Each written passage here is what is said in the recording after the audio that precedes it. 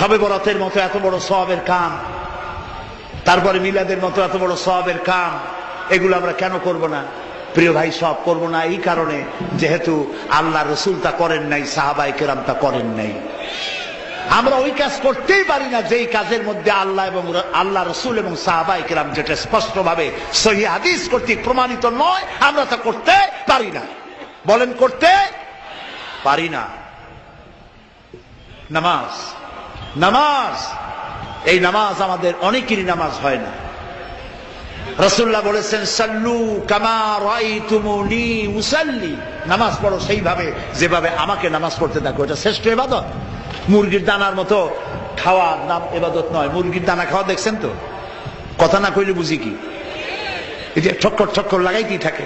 সেজদা একটা দিয়া আর একটা দেওয়ার জন্য মোটেও সময় নেই। আরেকটা রুকু দিয়া দাঁড়াবার আগেই সেজদা, সেজদা শেষ হওয়ার আগে আরেকটা সেজদা। নামাজ হয় নাই। তাদিলে আরকান করা, তাদিল মানে বরাবর করা। যতটা সময় রুকুতে ততটা সময় কিয়ামে, যতটা এক সেজদায় ততটা দুই সেজদার মাঝখানে। এটা করতে পারলাম না, নামাজ রসুলের মতো হইল না। আপনার নামাজ হবে না আমি তা বললাম না, আল্লাহ খুব ভালো জানেন নামাজ হবে কিনা। কথা বুঝে আসতেছে?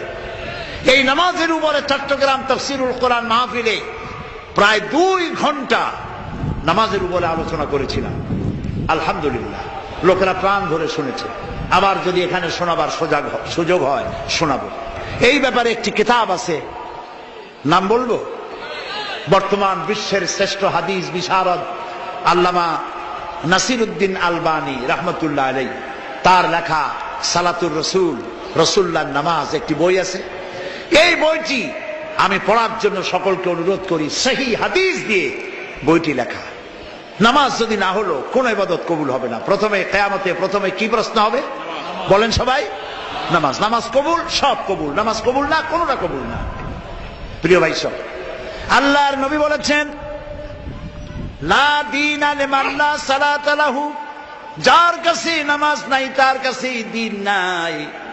আল্লাহ রাসূল বলেছেন, মান তারাকা সালাতান ফাকাদ কাফারা, মান তারাকা সালাতান মুতাআম্মিদান ফাকাদ কাফারা।